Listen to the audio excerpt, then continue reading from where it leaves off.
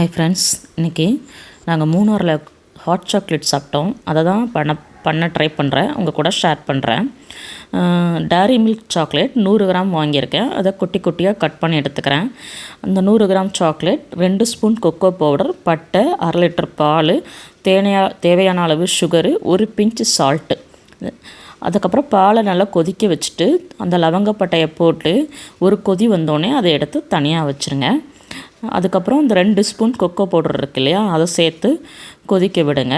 கொதிக்க விட்டுட்டு வடிகட்டிக்கலாம். நீங்கள் டேரி மில்க் சாக்லேட் வேண்டான்னா சாக்கோ சிப்ஸ் இருக்கும் தெரியுமா, அது கூட நீங்கள் யூஸ் பண்ணிக்கலாம். நல்லா அந்த ஆடை இந்த கொக்கோ பவுடரோட அந்த துகள் எல்லாம் வடிகட்டுற மாதிரி நல்லா வடிகட்டி எடுத்துக்கோங்க. இன்னும் கொஞ்சம் கூட கொதிக்க வச்சுக்கலாம், பிரச்சனை இல்லை. வடிகட்டி எடுத்துகிட்டு இப்போ சுகரும் 1 பிஞ்சு சால்ட். உங்களுக்கு சுகர் கொஞ்சம் ஜாஸ்தியாக வேணும்னா, நான் 2 ஸ்பூன் போட்டேன், நீங்கள் ஜாஸ்தியாக வேணும்னா இன்னும் கொஞ்சம் ஜாஸ்தியாக சேர்த்துக்கோங்க. லைட்டாக 1 பிஞ்ச் மட்டும் சால்ட்டு சேர்த்துருக்கேன். சேர்த்துட்டு கட் பண்ணி வச்ச சாக்லேட்டை அதோட சேர்த்து கொதிக்க விட்டுருங்க. சாக்லேட் நல்லா கரைஞ்சி அந்த ஹாட் சாக்லேட் பதத்துக்கு வரதுக்கு ஒரு 20 மினிட்ஸ் ஆகும். நான் இண்டக்ஷனில் வச்சதுனால 100, 300 இந்த மாதிரி டிகிரி மாற்றி வச்சு கிண்டினேன்.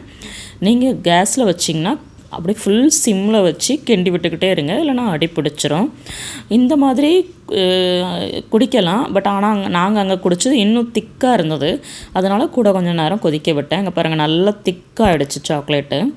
இந்த பதம் வர்ற வரைக்கும் நல்லா கிண்டி விட்டாச்சு. 1/2 லிட்டர் பால் இப்போ 1 கிளாஸ் பால் அளவுக்கு ஆகிடுச்சு.